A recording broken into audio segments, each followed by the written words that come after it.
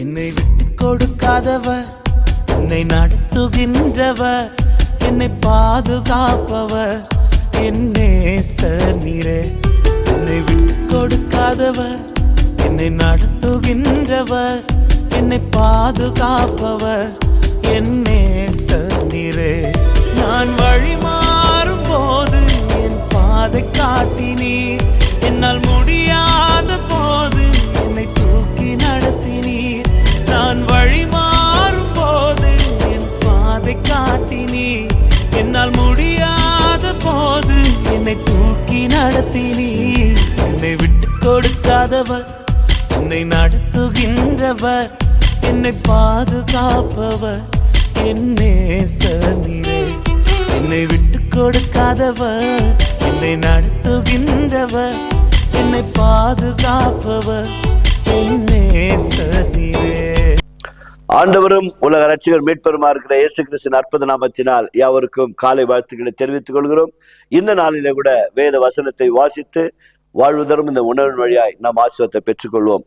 யோவான் எழுதின நற்செய்தி நூல் 10ஆம் அதிகாரம் 36 42 முடிய இறைப்பகுதிகளை நாம் வாசிப்போம்.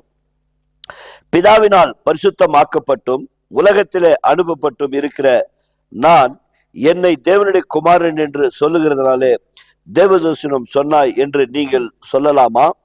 என் பிதாவின் கிரிகளை நான் செய்யாதிருந்தால் நீங்கள் என்னை விசுவாசிக்க வேண்டியதில்லை. செய்யாதே போனால் நீங்கள் என்னை விசுவாசியாதிருந்தாலும் பிதா என்னிலும் நான் அவரிலும் இருக்கிறதை நீங்கள் அறிந்து விசுவாசிக்கும்படி அந்த கிரிகளை விசுவாசிங்கள் என்றார். இது நிமித்தம் அவர்கள் மறுபடியும் அவரை பிடிக்க தேடினார்கள். அவரோ அவர்கள் கைக்கு தப்பி யோர்தானுக்கு அக்கறையில முன்னே யோவான் ஞானஸ்நானம் கொடுத்திருந்த இடத்திற்கு திரும்பி போய் அங்கே தங்கினார். அநேகர் அவரிடத்தில் வந்து, யோவான் ஒரு அற்புதத்தையும் செய்யவில்லை, ஆகிலும் இவரை குறித்து யோவான் சொன்னதெல்லாம் மெய்யா இருக்கிறது என்றார்கள். அவ்விடத்திலே அநேகர் அவரிடத்தில் விசுவாசம் உள்ளவரானார்கள். செபிப்போமாக. கிருபை உள்ள நல்ல ஆண்டவரே, ஒரு கூட்ட ஜனங்கள் உம்மை விசுவாசித்தார்கள், இன்னொரு கூட்டம் ஆண்டவரே உம்மை விசுவாசிக்காதபடி உமக்கு எதிர்த்து நின்றார்கள். ஆனால் ஏற்றுக்கொண்டவர்களையும் ஏற்றுக்கொள்ளாதவர்களையும் நீர் நேசித்து ஆண்டவரே தன்னுடைய அன்பை வெளிப்படுத்தினீர் சுவாமி.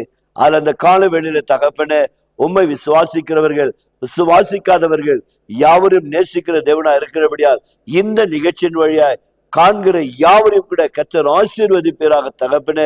கண்ணீரோடு கூட வேதனையோடு கூட இந்த கால வேளையில இருக்கலாம் சுவாமி.